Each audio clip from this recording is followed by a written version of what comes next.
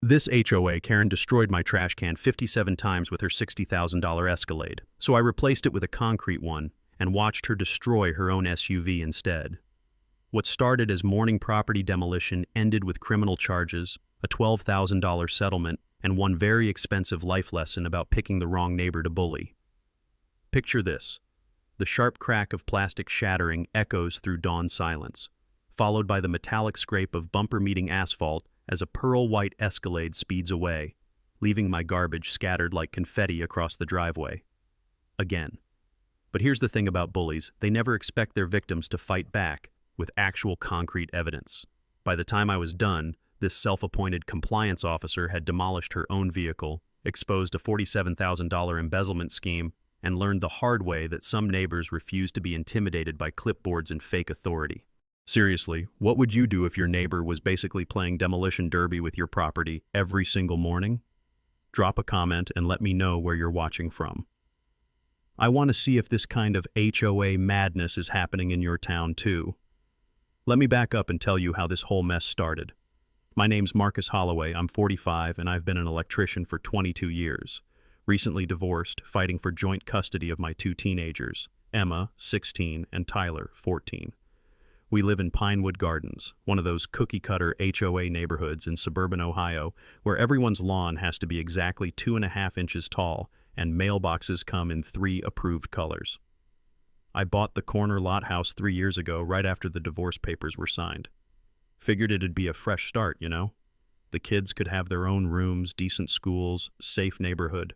What I didn't figure on was dealing with Brenda Whitmore, a 52-year-old widow who appointed herself the neighborhood's compliance officer, a title that doesn't actually exist in our HOA bylaws, by the way.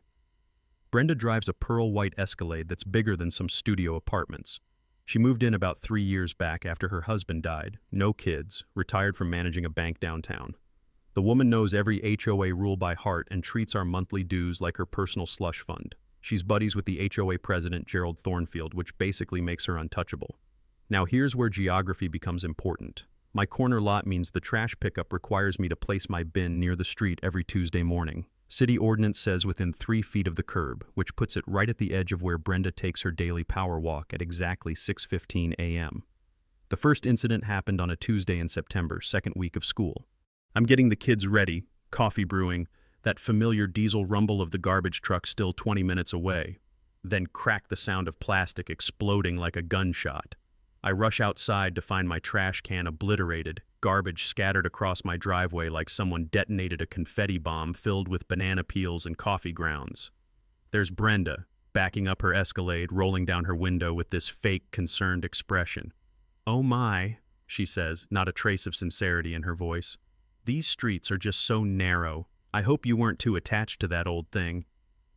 Old thing? I'd bought it the week before for $23 at Home Depot. But I kept my cool, figured it was an accident. Spent 20 minutes picking up soggy cereal boxes and coffee filters while the smell of diesel exhaust hung in the morning air. Emma and Tyler watched from the front window, embarrassed their dad was crawling around the driveway in his pajamas. That first week, it happened 3 more times. Same routine 6:15 sharp, that rumble of her oversized engine, the sickening crunch of plastic meeting steel, then silence as she drove away. By Friday, I was getting suspicious. By the following Tuesday, I knew it was intentional. Mrs. Olivia, my elderly neighbor across the street, confirmed what I suspected. "She takes the long way around on purpose," she told me in her careful English. "Plenty of room on other side, but she drives close to your can every time." I tried reasoning with Brenda first. Caught her on the sidewalk during one of her afternoon patrols. "Hey, about the trash can situation." But she cut me off with this saccharine smile. "Marcus, I understand you're new to community living. These streets were designed for normal-sized vehicles, not oversized containers blocking traffic flow. Perhaps you should consider placement timing adjustments." Placement timing adjustments. Like there's some magical hour when the garbage truck doesn't need the can at the curb. That night, I started researching. Property rights, HOA bylaws, municipal ordinances. Turns out trash cans placed on public right-of-way still constitute personal property. More importantly, our HOA has no specific rules about placement timing or materials, just that they can't be visible from the street, except on collection day. By month's end, I'd replaced 4 trash cans at $92 total. The kids were getting stressed about the daily drama, and my custody evaluator was taking notes about neighborhood stability issues. Something had to change. That's when the smirk started. Brenda began making direct eye contact during her morning demolition runs, this little satisfied smile that said she knew exactly what she was doing. Game on. 2 weeks into October, Brenda escalated from property destruction to psychological warfare. I came home from a job site to find a certified letter waiting, the kind that makes your stomach drop before you even open the envelope. The thick paper felt expensive between my fingers, and the smell of fresh printer ink told me this wasn't some form letter she'd been sitting on. Improper trash receptacle placement creating traffic hazard, it read in official legalese that would make a paralegal proud. Section 4.7.3, no obstruction of vehicular traffic patterns. The deadline, 72 hours to remedy violation or face $50 in daily fines. She'd obviously rushed this thing through the system while the board was still reeling from my documentation at the last meeting. Here's where my years of troubleshooting electrical codes paid off. When something doesn't add up, you dig deeper. That evening, I dove into municipal law like I was hunting down a short circuit. After 3 hours of cross-referencing city ordinances with county regulations, I hit the jackpot. The city code explicitly requires trash placement within 3 feet of the curb on collection day. More importantly, HOA jurisdiction ends at the property line. They literally can't regulate public right-of-way. I remembered reading about a similar case online where a homeowner in California beat their HOA using this exact argument. I spent the weekend building my defense like I was preparing for the electrical contractor's exam all over again. Ring doorbell camera positioned perfectly to capture the morning routine. $47 for peace of mind. Professional survey confirming my placement complied with all city requirements. Even convinced Mrs. Olivia to provide a written statement, though her hands shook slightly as she signed it. "I don't want trouble," she whispered, "but this isn't right." Meanwhile, Brenda was busy playing social media prosecutor. She flooded the Nextdoor app with posts about reckless homeowners endangering children and dangerous corner obstacles forcing responsible drivers into oncoming traffic. The comments section became a battlefield between her 3 loyal supporters and everyone else who thought she'd completely lost touch with reality. Then came the twist that showed just how desperate she was getting. A buddy at City Hall, Dave works in the permit office, we've done electrical work together, called me Tuesday morning with interesting news. The city had received 4 separate complaints about my dangerous corner, each claiming different witness perspectives but obviously written by the same person. The timestamp showed them all submitted within 15 minutes at 2:47 a.m. Professional detective work this was not. "Marcus," Dave chuckled over the phone, "either your neighborhood has an epidemic of insomniacs with identical writing styles, or somebody's working overtime to build a case against you." By Thursday's board meeting, I'd compiled a folder thick enough to choke a horse. The community center smelled like industrial carpet cleaner and decades of boring municipal meetings. 12 homeowners showed up, a record crowd that had President Thornfield nervously adjusting his tie every 30 seconds. Brenda sat at the board table wearing a navy blazer that screamed, "I mean business," but I noticed the slight tremor in her hands when she reached for her water glass. She knew what was coming. When they called for old business, I stood up with my documentation. I'd like to address the violation notice regarding trash can placement. The fluorescent lights hummed overhead as the room went dead silent. I read the city ordinance aloud, word for word, displayed my survey results showing perfect compliance. The coup de grace was casually mentioning my consultation with Amanda Sterling, a property rights attorney who'd handled dozens of HOA cases. She found the selective enforcement patterns particularly interesting, I added, watching Brenda's face go pale. President Thornfield cleared his throat 3 times before speaking. "Well, this requires further review. We'll table this matter pending additional consideration." Translation: they had nothing and everyone knew it. But Brenda wasn't done. As we filed out, she cornered me in the parking lot under the buzzing security lights. Here's where she really showed her true colors. "You think you're so smart," she hissed, loud enough for the dozen homeowners still chatting nearby to hear every word. "People like you come into decent neighborhoods and think rules don't apply. Well, I've got news for you. This is just the beginning." Mrs. Rodriguez from Maple Street actually gasped, Jim Torres, our maintenance guy, suddenly found his keys fascinating. The racial undertones hung in the humid October air like smoke from a house fire, obvious to everyone present. My phone, positioned casually in my shirt pocket, captured every venomous syllable. That night, Emma asked why the mean lady hated us so much. Tyler wanted to know if we'd have to move again. I tucked them into bed, promising everything would work out, but privately, I was calculating the cost of this war. 3 replacement trash cans, 14 hours of documentation, attorney consultation fees mounting. But something had shifted in the community. Other homeowners were whispering about board overreach and asking uncomfortable questions about selective enforcement.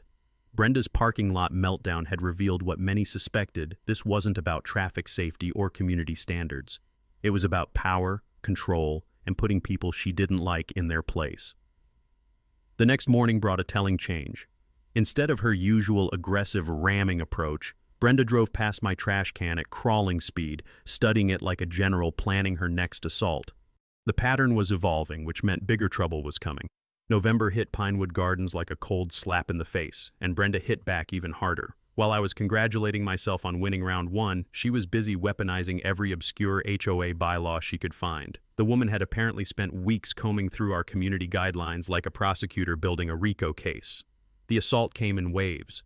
First, a violation notice about my grass height, apparently 2.75 inches, exceeded the 2.5-inch maximum by a criminal quarter-inch.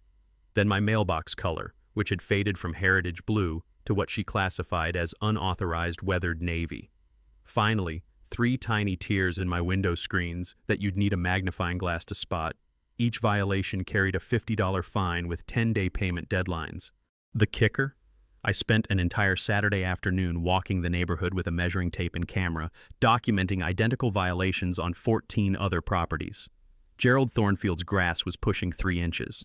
Mrs. Patterson's mailbox had faded to roughly the same shade as mine. Half the houses on Maple Street had screen damage from the summer hailstorm. But somehow, only my violations merited official attention.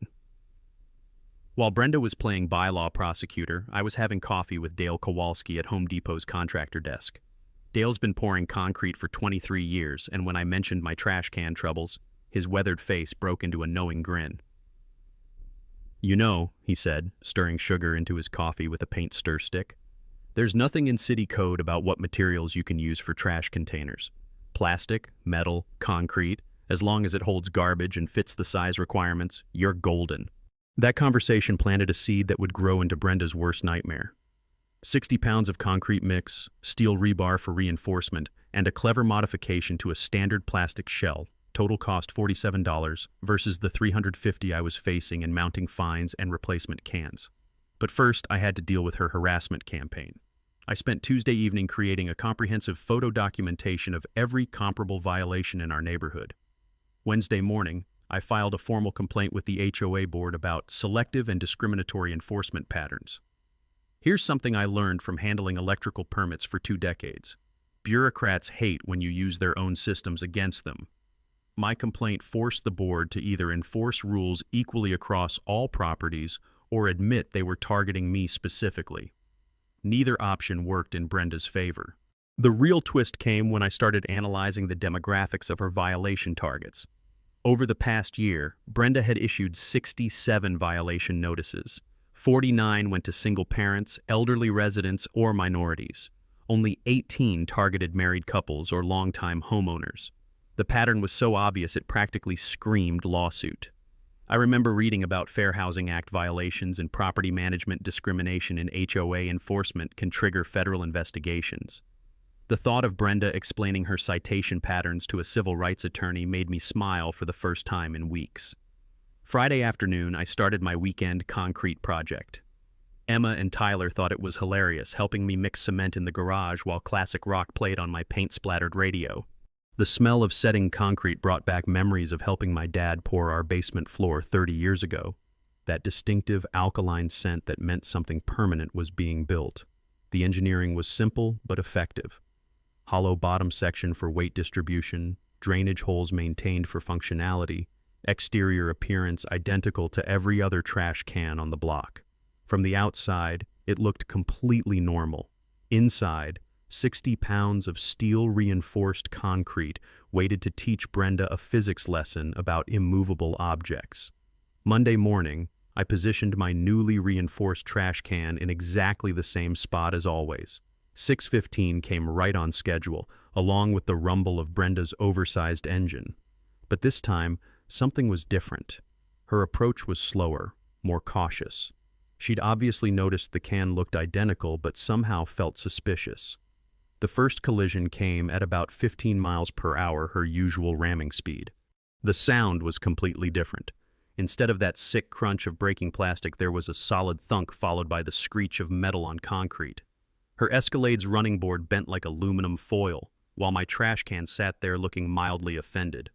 I watched through my kitchen window, coffee mug warm against my palms, as Brenda sat in her SUV for a full 30 seconds, clearly confused by what had just happened. She revved the engine and tried again from a different angle. Same result, more damage to her vehicle, zero damage to my concrete fortress. The beauty of the whole setup was its complete legality. No city ordinances violated, no HOA rules broken, just a homeowner upgrading his trash receptacle with better materials. If she wanted to keep ramming it, that was her choice and her insurance claim to file. Over the next week, Brenda made increasingly desperate attempts to damage my concrete creation. Each collision left new scratches and dents on her pearl-white Escalade while my can remained smugly intact. The irony was delicious. Her own aggressive behavior was destroying the very vehicle she used as a weapon. By Friday, her SUV showed nearly $800 in accumulated damage. Mine showed a few scuff marks that made it look more authentic. The neighborhood was starting to talk, and for once, Brenda wasn't controlling the narrative. By mid-November, Brenda had transformed from neighborhood busybody into full-blown private investigator. The woman was so obsessed with my trash can that she'd probably dreamed about it in flowcharts and conspiracy theories. I'd catch glimpses of her pearl-white Escalade now sporting a growing collection of dents and scratches, cruising past my house at odd hours like some suburban stalker. The first sign of her detective work came on a Tuesday morning when Mrs. Olivia called, her voice barely above a whisper. "Marcus, that woman was in your driveway last night with a flashlight and some kind of scale. I watched from my bedroom window. She was trying to weigh your trash can." I had to laugh at the mental image. Brenda, probably in her navy blazer and sensible shoes, sneaking around my property at midnight with a bathroom scale, trying to solve the mystery of the indestructible trash receptacle. The woman needed a hobby that didn't involve trespassing. Her investigation intensified throughout the week. Jim Torres, our maintenance guy, mentioned she'd cornered him at the hardware store, interrogating him about concrete purchases and asking which residents had bought unusual materials recently. She'd even started stalking my social media accounts, looking for construction hints in my Facebook posts about weekend projects. The twist that really showed her desperation came when she tried to weaponize city bureaucracy again. Thursday afternoon, a building inspector knocked on my door, a tired-looking guy named Pete who clearly had better things to do than investigate trash cans. "Ma'am filed a complaint about potential building code violations," he explained, checking boxes on his clipboard with the enthusiasm of someone filling out tax forms. Something about unauthorized concrete structures on residential property. I walked Pete around to the trash can where he spent about 30 seconds examining it before shaking his head.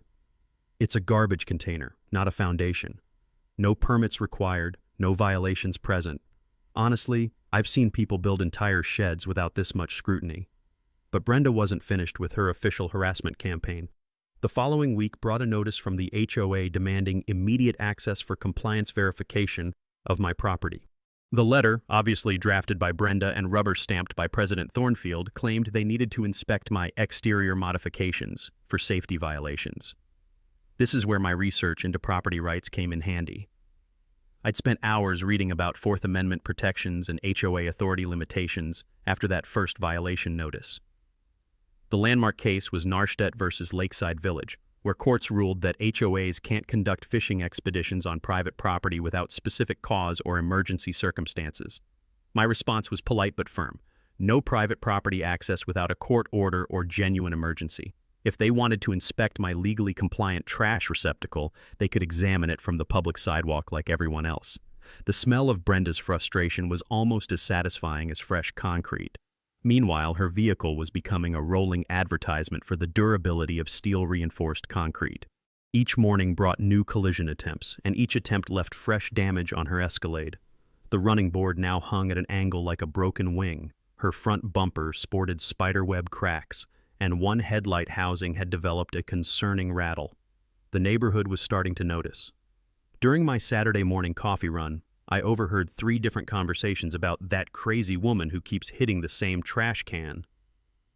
Mrs. Rodriguez had started timing Brenda's morning routine, while the teenage kids on Elm Street had apparently started a betting pool on daily collision outcomes. Emma found the whole situation simultaneously hilarious and embarrassing. "Dad, kids at school are asking if we're the family with the concrete can lady," she told me over dinner. I don't know whether to hide or take credit for having the coolest revenge story in the district. Tyler, ever practical, wanted to know if we could sell tickets to the morning entertainment. "Seriously, Dad, we could charge $5 and fund my college education just from neighbors wanting front row seats to the demolition derby." The real breakthrough came when Patricia Lopez, the only reasonable board member, pulled me aside after a neighborhood gathering. In hushed tones near the community center's coffee station, she shared intelligence that changed everything. "Marcus, you need to know Brenda's been having private meetings with Gerald about enhanced enforcement authority. She wants the board to authorize property inspections, material restrictions, even contractor background checks for homeowner projects." But Patricia's biggest revelation was financial. She's also been pushing hard for approval of maintenance contracts with some company I've never heard of. Every time we discuss the budget, she has these detailed proposals ready, like she's been planning for months. That night, I started a different kind of investigation. If Brenda was this obsessed with controlling neighborhood projects and pushing specific contractors, maybe her motivation wasn't just power, maybe it was profit. Public records are amazing things when you know where to look, and municipal contract databases tell interesting stories about who gets paid for what. By Sunday evening, I'd uncovered something that made her trash can obsession look like small potatoes. Brenda Whitmore wasn't just a control freak with too much time on her hands. She was running a scam, and my concrete fortress had accidentally threatened her entire operation. Sunday night research sessions used to be for helping Emma with her history papers, or Tyler with algebra homework. This particular evening, I was deep in the city's public contract database, following a hunch that Patricia Lopez's warning had planted in my brain like a splinter. I'd started simple, just searching for any recent business registrations involving the name Whitmore. What I found made me set down my coffee and lean closer to the computer screen. Whitmore Construction LLC, formed 6 months ago, listed Brenda Whitmore as 40% owner and her husband Richard as president. The timeline made my skin crawl. Company formation in May, first HOA maintenance contract bid in July, harassment campaign against me beginning in early September. The dots connected themselves with surgical precision. I spent the next 2 hours diving deeper into public records, and what I discovered would have made a forensic accountant weep with joy. Over the past 4 months, Whitmore Construction had been awarded 7 different maintenance contracts by our HOA board. Landscape edging, sidewalk repairs, community center touch-ups, playground maintenance, $23,400 in total work. The bidding patterns told the real story. On every single contract, Whitmore Construction had underbid the competition by exactly $50 to $100. Not enough to seem suspicious, but just enough to guarantee selection. It was like watching someone play poker with marked cards, technically legal moves, but obviously rigged. Here's what really made my electrician's brain click into overdrive. Brenda had voted to approve every single one of those contracts. 7 votes, 7 approvals, 7 payouts to her family business. The conflict of interest was so blatant, it practically had neon signs around it. I remembered reading about fiduciary duty violations during my earlier legal research. Board members are required to disclose any financial interests in vendor contracts. Failure to do so violates state nonprofit corporation law and opens the door to both civil lawsuits and criminal fraud charges. The evidence was sitting right there in digital black and white. Business registration documents, HOA meeting minutes, contract award records, bank deposit slips from the association's monthly statements. Brenda had been using her board position to funnel community dues directly into her family's bank account. But the timeline revealed something even more damning. My first polite conversation with Brenda about the trash can incidents, September 15th. First questioning of maintenance budget at the monthly board meeting, September 3rd. She'd started her harassment campaign exactly 12 days after I'd innocently asked why we were spending so much on basic repairs. My concrete trash can hadn't just been blocking her morning power walk, it had been protecting evidence of systematic theft from 127 homeowners. The scope of potential violations made my head spin. Civil liability for financial mismanagement, criminal exposure for fraud, automatic removal from the board upon proven conflict of interest. This wasn't just about property rights anymore. It was about corruption, embezzlement, and a woman desperate enough to destroy evidence that she'd waged psychological warfare against anyone who threatened her scheme. I printed everything, made digital copies on 3 separate cloud services, and immediately emailed the complete file to attorney Amanda Sterling with a note. Urgent review requested, criminal implications possible. The power dynamic had just shifted completely. Brenda thought she was fighting some divorced electrician over a trash can placement. What she was actually facing was exposure of a fraud scheme that could land her in federal prison and bankrupt her family. Tuesday morning, I watched from my kitchen window as she made her usual collision attempt with my concrete fortress. Her Escalade now showed over $1,200 in accumulated damage, while my trash can sat there like an immovable monument to her stupidity. But for the first time since this whole mess started, I wasn't thinking about trash cans or HOA bylaws or morning demolition derbies. I was thinking about justice, community protection, and the sweet satisfaction of watching a bully discover that their victims sometimes bite back harder than expected. The war was about to begin in earnest. Tuesday evening, my garage transformed from a weekend workshop into a war room that would have made Pentagon strategists proud. I'd cleared out the workbenches, set up folding tables, and arranged 5 mismatched chairs in a circle around the evidence board I'd constructed, using construction paper and red string like something from a crime thriller. The core team assembled by 7 p.m. sharp. Mrs. Olivia arrived first, clutching a thermos of jasmine tea and looking nervously determined. Jim Torres showed up still wearing his maintenance uniform, tool belt jangling with each step. Patricia Lopez brought a stack of HOA financial documents she'd borrowed from the board files. Dale Kowalski rolled in last, carrying a box of donuts and grinning like we were planning a surprise party instead of exposing municipal corruption. "All right," I said, taping the final timeline chart to the garage wall. "Here's what we're dealing with." The evidence layout looked like something from a federal investigation. $23,000 in questionable contracts, 7 separate conflict of interest violations, 47 documented harassment incidents, and 1 increasingly damaged Escalade serving as rolling proof of Brenda's deteriorating mental state. Patricia whistled low when she saw the financial analysis. I knew something felt wrong about those contracts, but I never imagined it was this systematic. Every time I questioned the expenses, Brenda had these detailed justifications ready, like she'd rehearsed them. Dale examined the vehicle damage photos with professional interest. "That bumper's going to cost at least $2,000 to fix properly. The alignment issues alone will eat through tires like crazy. Your concrete can's turning her SUV into a very expensive life lesson." We spent the next hour organizing our multi-pronged attack strategy. Jim would monitor Brenda's activities and document any retaliation attempts. Mrs. Olivia would coordinate the door-to-door campaign to gather neighbor support. Patricia would work the inside game, building board member consensus for a financial audit. Dale would serve as our technical consultant on any construction-related evidence. The legal strategy required delicate coordination. Amanda Sterling had confirmed we had solid cases for harassment, financial fraud, and board misconduct, but timing would be crucial. File too early and Brenda might destroy evidence. Wait too long, and she could complete whatever cover-up she was surely planning. I'd learned something important from 22 years of electrical troubleshooting. Complex problems require layered solutions. Fighting HOA overreach with just property rights arguments is like trying to fix a short circuit by replacing one fuse. You need to address the whole system.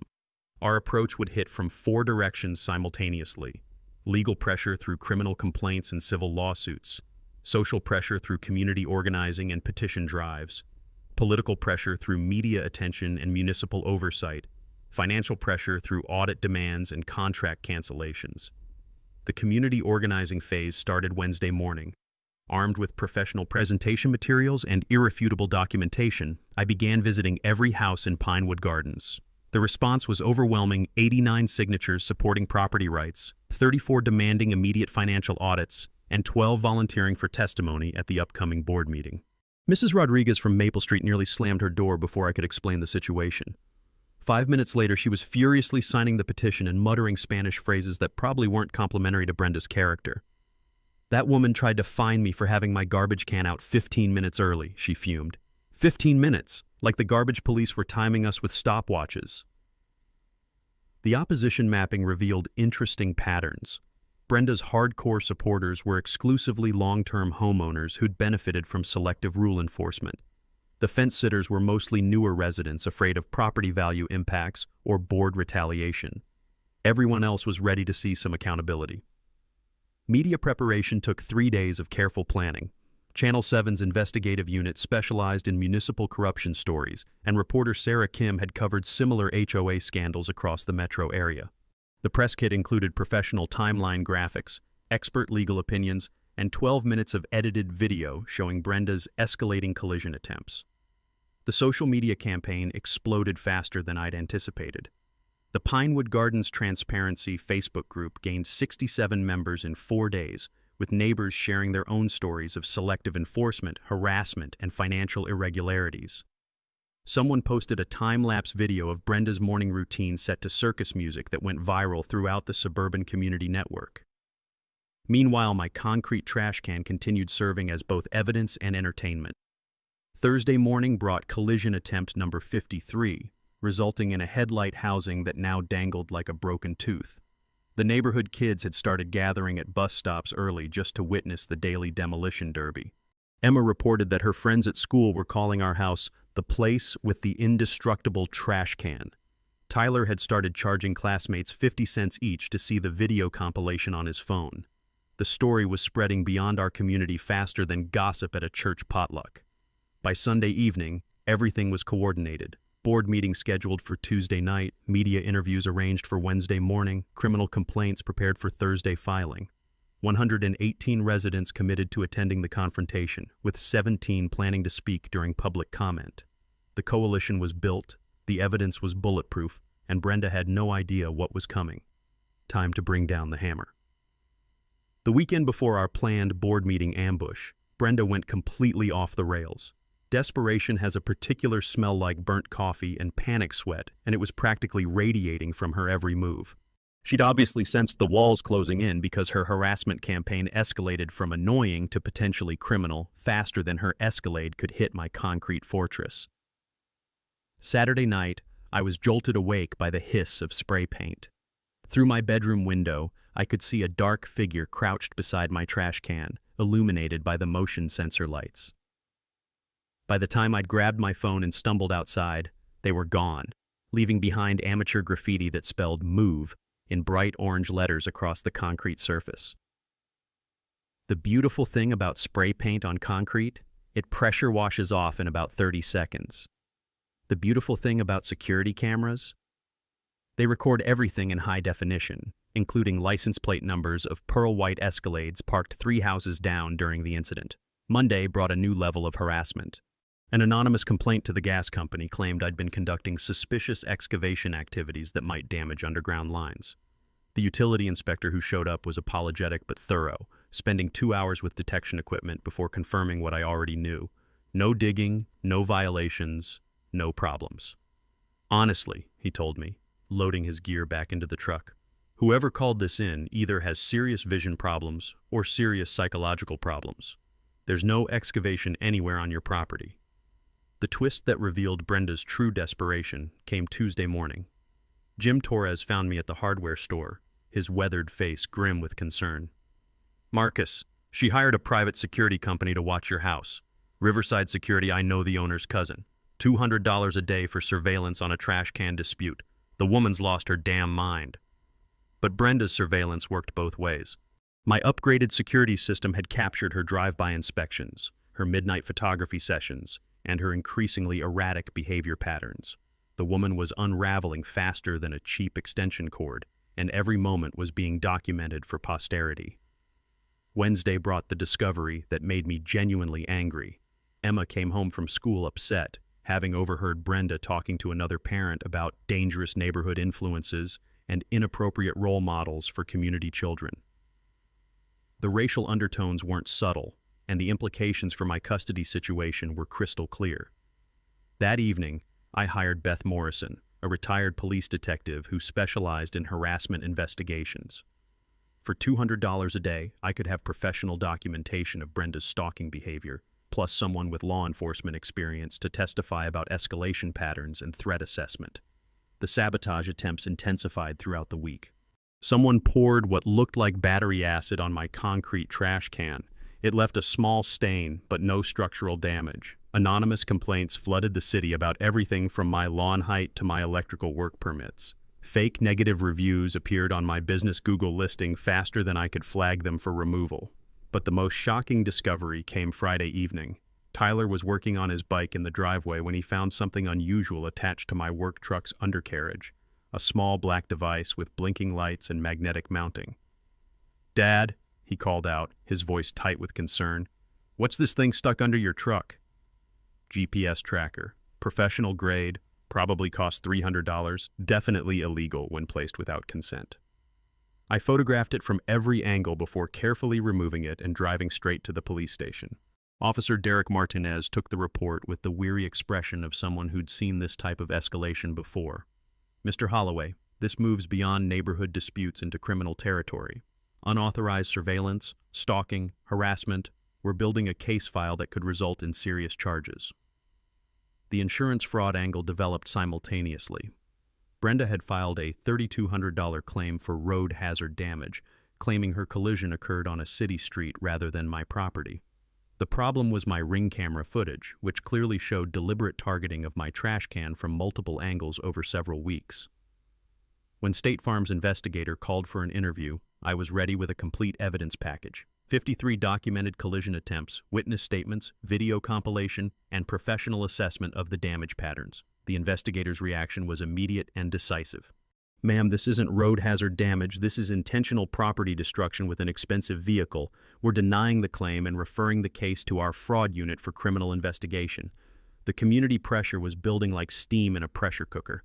Our Facebook group had grown to 94 members sharing increasingly outrageous stories of Brenda's behavior. Mrs. Patterson reported harassment about her rose bushes. The Johnsons on Oak Street had received violation notices for children's sidewalk chalk art. Even Gerald Thornfield was privately distancing himself from her actions. Saturday morning brought collision attempt 57, this time resulting in a completely detached bumper that Brenda had to retrieve from my driveway. The sight of her crawling around in her business attire, gathering plastic fragments while neighbors watched from windows, would have been hilarious if it wasn't so pathetic. By Sunday evening, the evidence compilation was complete. Criminal behavior documented, witness statements notarized, financial fraud exposed, community coalition organized. Tuesday's board meeting would be less of a confrontation and more of a public execution. Brenda just didn't know it yet. Monday morning, 12 hours before our planned board meeting showdown, Brenda made her most desperate move yet. Gerald Thornfield called an emergency closed-door session to address what he termed escalating liability concerns and community safety issues. The man's voice on my voicemail sounded like he'd been gargling gravel and anxiety for breakfast. The emergency meeting was classic damage control. 3 board members huddled in the community center office while Prescott and Associates attorney Harold Masterson billed $400 an hour to figure out how deep in legal quicksand they'd stepped. Through the blinds, I could see animated gestures and what looked like Brenda waving documents like surrender flags. Patricia Lopez texted me updates from inside the meeting. "Brenda's claiming you've made terrorist threats, wants emergency powers to seize dangerous modifications. Harold looks like he'd rather be defending serial killers." The cover-up attempt was as clumsy as Brenda's morning collision techniques. Someone had backdated conflict of interest disclosure forms for Whitmore Construction, but the digital timestamps on the email server told a different story. You can't retroactively create ethics compliance, especially when the original contract votes are recorded in public meeting minutes. Meanwhile, the insurance investigation was picking up steam faster than Brenda's Escalade hitting my concrete fortress. State investigator Maria Santos had subpoenaed HOA financial records, board meeting minutes, and all communication between Brenda and the association's insurance carrier. The paper trail was about as subtle as a train wreck in slow motion. Tuesday afternoon brought the most shocking revelation yet. Richard Whitmore, Brenda's husband, called me directly, something that took more courage than I'd expected from a man who'd been watching his wife destroy their life savings one collision at a time. "Marcus," his voice was barely above a whisper, "this has to stop. She's spent $8,000 on lawyers, surveillance, and vehicle repairs. Our insurance got canceled. The business is facing contract cancellations. I need to know, what would it take to make this go away?" I almost felt sorry for the guy. Almost. "Richard, your wife stalked my family, vandalized my property, committed insurance fraud, and embezzled from 127 homeowners. This isn't going away with an apology and a check." The twist that revealed just how desperate they'd become came 2 hours before the board meeting. Brenda filed an emergency restraining order petition based on completely fabricated evidence, fake threatening voicemails, doctored photos of aggressive confrontations, and witness statements from people who didn't exist. The petition was so poorly constructed that Judge Patricia Williams dismissed it without even scheduling a hearing. "Ms. Whitmore, these recordings are clearly edited, these photos are obviously staged, and these witnesses appear to be fictional. Filing false evidence is contempt of court. Consider this your only warning." But Brenda's legal troubles were multiplying faster than her collision attempts. The state insurance commissioner had assigned investigator Maria Santos to build a criminal fraud case. The district attorney's office was reviewing harassment and stalking charges. The IRS had received copies of all financial documentation showing unreported income from the construction contracts. As 6 p.m. approached, the community center parking lot filled up like Black Friday at Best Buy. Cars lined both sides of Maple Street, with neighbors walking from 3 blocks away carrying lawn chairs and folding signs. Channel 7's news van pulled up precisely at 5:30, followed by Channel 12 and the Metro Weekly reporter who'd been following our story. Inside the meeting room, you could cut the tension with a concrete saw. 118 residents packed into a space designed for 40, with overflow crowds standing along the walls and spilling into the hallway. The smell of nervous perspiration mixed with industrial coffee created an atmosphere thick enough to chew. Brenda arrived fashionably late, flanked by Harold Masterson and looking like she'd rather be anywhere else on earth. Her usual navy blazer had been replaced with funeral black, and the tremor in her hands was visible from across the room. Gerald Thornfield kept adjusting his tie like a noose was tightening around his neck. The attempted intimidation backfired spectacularly. Masterson's opening statement about frivolous complaints and disruptive residents was interrupted by Mrs. Olivia standing up with her stack of witness statements. "Excuse me," she said in her careful English, "but which one of us has been committing insurance fraud and embezzling money?" The room erupted in applause and nervous laughter. 17 neighbors had prepared to speak during public comment, each armed with documentation of Brenda's harassment, financial irregularities, or selective enforcement patterns.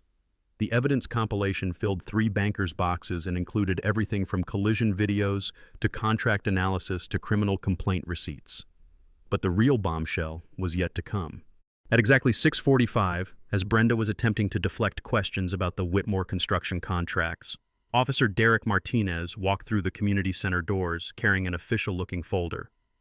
"Sorry to interrupt," he announced to the suddenly silent room, "but I have a warrant to serve regarding insurance fraud and stalking charges." The color drained from Brenda's face faster than antifreeze from her damaged Escalade. Harold Masterson immediately began whispering urgent legal advice while Gerald Thornfield looked like he was having chest pains. Game over. Check and mate. Time for the public execution. The community center had never seen anything like it.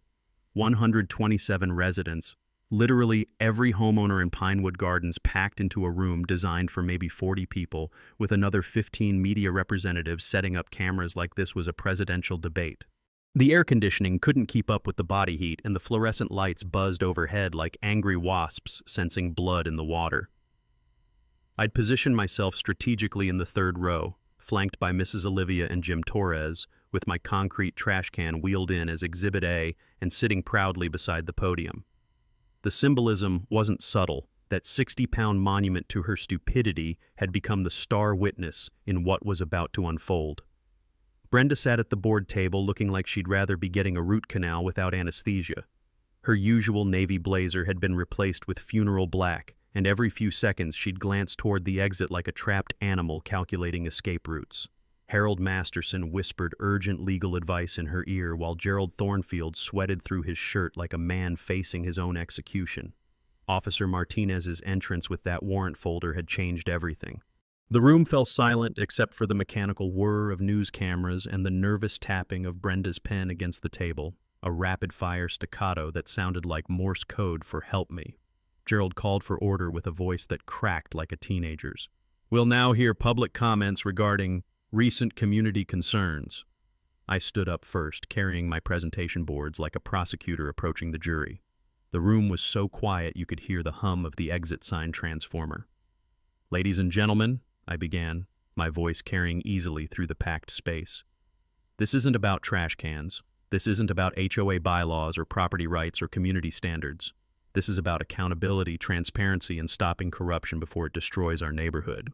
I walked them through the timeline methodically. 57 documented collision attempts, each one recorded in high definition. The GPS tracker illegally placed on my vehicle. The spray paint vandalism captured on security cameras. The fake insurance claims that constituted felony fraud. But the real showstopper was the financial presentation. Using a borrowed projector, I displayed the contract analysis that showed $23,400 funneled from community dues directly into Brenda's family business account. "Every month, you've been paying higher fees to fund Mrs. Whitmore's personal construction company," I announced, watching jaws drop throughout the audience. 7 contracts, 7 undisclosed conflicts of interest, 7 violations of state nonprofit law. The video compilation played next 12 minutes of Brenda's greatest hits, set to a soundtrack of crunching plastic and scraping metal. The gasps and nervous laughter from the crowd provided perfect accompaniment to the footage of her increasingly desperate collision attempts. Then came the mic drop moment I'd been rehearsing for weeks. "Mrs. Whitmore," I said, turning to face her directly while the cameras rolled, "you've spent $3,400 on lawyers, destroyed your $60,000 vehicle, committed insurance fraud, and stalked my family over a $23 trash can. But the real crime is the $47,000 you've stolen from this community through your family's construction company." The room erupted. Neighbors who'd been grumbling about rising HOA fees suddenly understood where their money had been going. Mrs. Rodriguez stood up shouting in rapid Spanish that probably wasn't complimentary. The teenagers from Elm Street actually started clapping like they were at a concert. Brenda's response was everything I'd hoped for and more. She shot up from her chair like a jack-in-the-box, her carefully constructed composure finally cracking under the pressure. "This is harassment," she screamed, her voice reaching frequencies that probably bothered dogs 3 blocks away. "These people don't understand property values or community standards. They come into decent neighborhoods and think rules don't apply to them." The racial undertones hung in the air like smoke from a house fire. Channel 7's camera captured every word, every gesture, every moment of her complete psychological breakdown. Mrs. Olivia actually gasped audibly when Brenda pointed directly at her and shouted something about certain elements ruining the community. Harold Masterson tried desperately to control his client, but Brenda was beyond legal advice. She grabbed my evidence boards, attempting to tear them apart before Jim Torres and 2 other neighbors gently restrained her. The woman was having a complete meltdown on live television while Officer Martinez calmly took notes for his incident report. "I built this community," she shrieked, mascara running down her cheeks like black tears. "I protected property values. I kept standards high." "And this is how you treat someone who sacrificed everything for neighborhood integrity," Gerald Thornfield called for recess, but nobody was leaving. This was better than reality TV, more dramatic than a soap opera, and more satisfying than watching your worst enemy step on a rake. Patricia Lopez stood up amid the chaos and made the motion that everyone was waiting for. I moved for the immediate suspension of Brenda Whitmore from the board, pending criminal investigation and financial audit.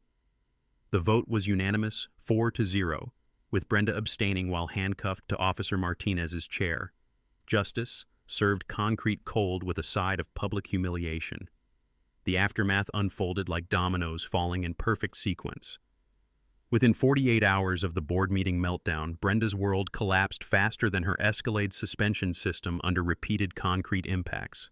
Tuesday morning brought her formal resignation, letter 2 lines of bitter text claiming hostile work environment and personal attacks. By Thursday, the district attorney had filed insurance fraud charges carrying up to 6 months jail time and $5,000 in fines. Her insurance license was revoked Friday afternoon, followed by the suspension of Whitmore Construction's contractor certification. The financial reckoning was swift and merciless. Our emergency HOA audit, conducted by Patterson and Associates CPAs, recovered $47,000 in overcharges and questionable contracts. Every homeowner received a $370 refund check by Christmas, the sweetest holiday gift Pinewood Gardens had ever seen. Richard Whitmore called me one final time, his voice hollow with defeat. "The civil settlement check is in the mail," he said quietly. $12,500, as agreed. "Brenda wanted me to tell you she's moving to Florida to live with her sister." I almost felt sorry for him. Almost. But then I remembered the GPS tracker, the fake insurance claims, and the months of harassment my family had endured. Some lessons come expensive, and this one cost them everything. The governance transformation was remarkable. Patricia Lopez won the special election for board president by unanimous vote, running on a platform of transparency and community engagement. The new board implemented conflict of interest disclosure requirements, monthly financial reports, and public contractor bidding processes that would make municipal governments jealous. Our first community project under the reformed leadership was the playground renovation, funded entirely by recovered embezzlement money. Watching Emma and Tyler help design the new equipment alongside neighbors who'd once whispered about our disruptive family felt like emotional vindication wrapped in practical progress. The legal precedent spread beyond our neighborhood. Holloway versus Pinewood Gardens. HOA was cited in 12 subsequent property rights cases across Ohio. The state legislature passed the HOA Accountability Act, requiring financial disclosure and audit procedures that insurance investigators called the gold standard for municipal oversight.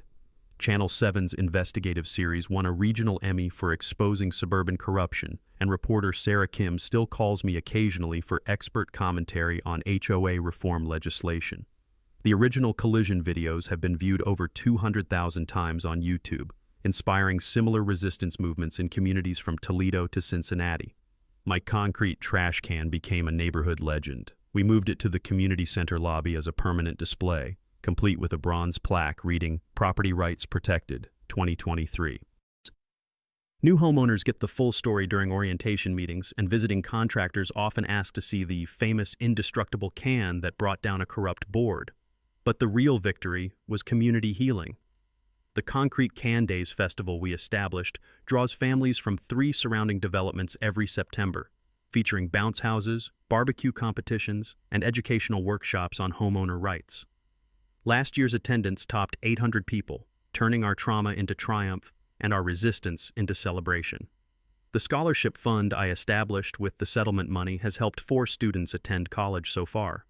The Marcus Holloway Property Rights Scholarship prioritizes applicants who demonstrate creative problem-solving in the face of institutional opposition, essentially rewarding future troublemakers who refuse to accept injustice quietly. Emma and Tyler learned lessons about principled resistance that no civics class could teach. Emma's college application essay about fighting corruption with concrete evidence earned her admission to 3 journalism programs. Tyler started a YouTube channel called Suburban Justice that covers HOA disputes across the Midwest with the enthusiasm of a teenage investigative reporter. The personal healing surprised me most. My custody evaluation improved dramatically after the community rallied around our family. The judge noted that children benefit from seeing parents stand up for principles and protect family interests through legal channels rather than violence or surrender. My electrical contracting business expanded through referrals from neighbors who'd witnessed my documentation skills and strategic thinking. Apparently, methodical problem-solving translates well from HOA disputes to complex wiring projects, and my reputation for getting results the right way opened doors throughout the county. Sometimes David does beat Goliath, but only when David comes prepared with evidence, allies, and 60 pounds of steel-reinforced concrete. Drop a comment and share your HOA nightmare story. Let's build a database of corruption and help each other fight back. Hit that subscribe button if you want more stories where the little guy wins through preparation, patience, and perfect timing. Justice tastes sweetest when served with community support and creative problem-solving.